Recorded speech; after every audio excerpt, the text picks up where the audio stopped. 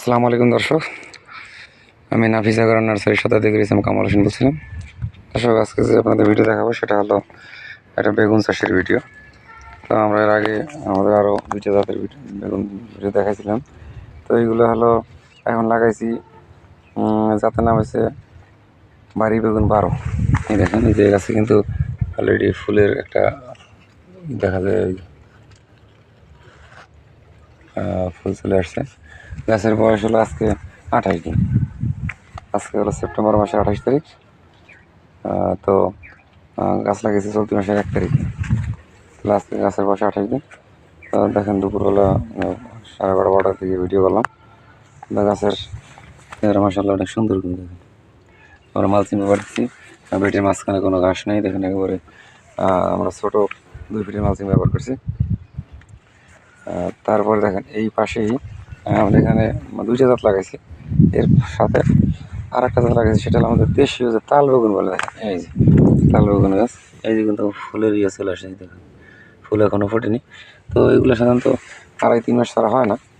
তারপরে দেখেছি তো গাছের কন্ডিশন মাশাআল্লাহ ভালো। অলরেডি 28 দিনের ভিতরে প্রায় গেছে, দেখেই দেখেন ফুলের চলে আসছে। এই গেছে, এটা 1 থোকা ফুল এখানে, আর কিছুদিনের ভিতরে ফুল ফুটবে।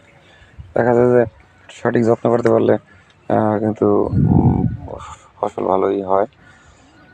তো এবার তো দেখেন বৈরী আবহাওয়া, ঘূর্ণিঝড়, তারপরে বৃষ্টি প্রতিনিয়ত। তারপরে যেহেতু মালচিংয়ের কারণে দেখেন যে মালচিং দেওয়ার কারণে কিন্তু কোনো ঘাস নেই একেবারে। এখানে গাছের গোড়ায় যে তাও কোনো ঘাস নেই, একেবারে পরিষ্কার পরিচ্ছন্ন করা। মালচিংয়ে দেখেন এই যে মালচিংয়ের যে মাটি আর মালচিংয়ের যে লেভেলটা সমান থাকতে হবে। অনেকে কী করেন, মালচিংয়ের এখানে মাঝখানে যেখানে চারা লাগান সেখানে গর্ত করে দেন, যার কারণে কিন্তু হয় না, চারাগুলো মানে মারা যায় এবং মাটির ভিতরে পানির জন্য সমস্যা হয়। তো মালচিংয়ের লেভেলে মাটি রাখতে হবে। এই গাছটাও কত সুন্দর, একবারে বট গাছের মতো। গাছটা মানে টোটালি 1 বিঘা, মানে 9-10 ইঞ্চি লম্বা। তাতেই গাছের দেখেন মনে হয় যে একেবারে ঠিক একটা বট গাছ, তাকাইলে মনে হয় একটা বট গাছের মতো। দেখেন ফুলের যে এটা কিন্তু ফুল ফোটার অবস্থায়।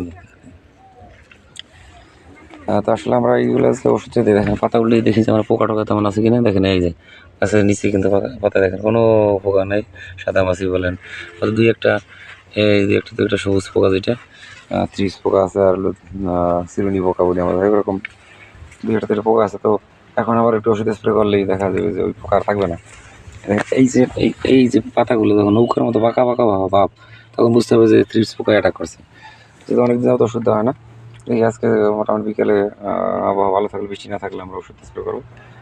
আর এইটা সঠিকভাবে আপনার যত্ন উপরে আসলে বেগুন কিন্তু একটা লাভজনক ফসল। বর্তমানে কিন্তু পাইকারি 90-100 টাকা করে পাইকারি আর বিক্রি হয়, খুচরা 110-120 বেচা কিনা করে।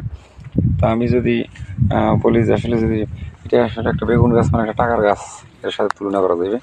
কারণ হলো যে একটা গাছে অলরেডি আমি কিন্তু আমার এই যে আগের গাছ, যেটা আপনাদের ভিডিও দিছি, এই যে পাশ থেকে আমি দেখাইতেছি, ধরেন এই দেখেন এই যে গাছ, এই যে আমার আগের যে গাছগুলো আছে, এগুলো তো আমার ঘূর্ণিঝড়ে একেবারে গাছ সব মাটিতে সবাই দিয়েছি। গাছের গ্রোথটা একটু কমে গেছে, তো এখন আবার এই যে খাবার টাবার দিয়েছি। এই হলো আমার আগের গাছ। তো আগের গাছে দেখা যায় যে একটা গাছ থেকে আমার অলরেডি 1.5-2 কেজি 3 কেজি করে অলরেডি হারভেস্ট হয়ে গেছে। মানে গাছটা ঘূর্ণিঝড়ের সমস্যা না হলে আরও ফল হারভেস্ট করা যাইতো।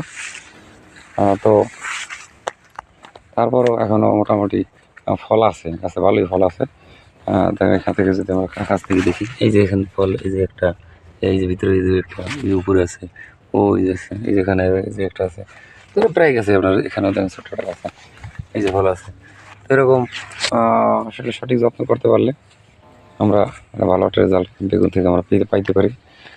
বেগুন আসলে একটা লাভজনক ফসল। আপনারা যদি সঠিক যত্ন নিয়ে করতে পারেন তাহলে ইনশাল্লাহ ভালো লাভ করতে পারবেন। এবং এটা লাগানোর উপযুক্ত যে সময়টা, সেটা হলো যে জুন জুলাইতে যদি আপনি লাগাইতে পারেন, তো সেই ক্ষেত্রে আগাম ফলটা আসে। এবং ওই সময় আপনার জুলাই মাসে যদি লাগান, তাহলে আগস্ট সেপ্টেম্বর বা আগস্টের শেষ দিয়ে যদি ফলটা হারভেস্ট করতে পারেন, তো সেক্ষেত্রেও মানে অথবা সেপ্টেম্বর শুরুতেও হইলেও, জুলাই শেষের দিকে লাগালেন, আগস্ট সেপ্টেম্বরে ফলন হইলে সে সময় কিন্তু অনেক দাম, যে এখনও কিন্তু ভালো বাজার বর্তমানে। দর্শক, ভিডিও আর বাড়াবো না। আপনারা যদি এই সম্পর্কে জানতে চান, আমাদের সাথে স্ক্রিনে দেওয়া নাম্বারে যোগাযোগ করবেন এবং আমাদের চ্যানেলটা সাবস্ক্রাইব করে দিন এবং শেয়ার করে দিন বেশি বেশি, কারণ আসলে এটা একটা সদকা জারি। আমার এই ভিডিও দেখে যদি উপকৃত হয়, বেগুন চাষ সম্পর্কে যদি তিনি জানতে পারেন, তাহলে আমি নিজেকে ধন্য মনে করবো। তো সবাই ভালো থাকেন, সুস্থ থাকেন। আসসালামু আলাইকুম রহমতুল্লাহি ওয়া বারাকাতুহু।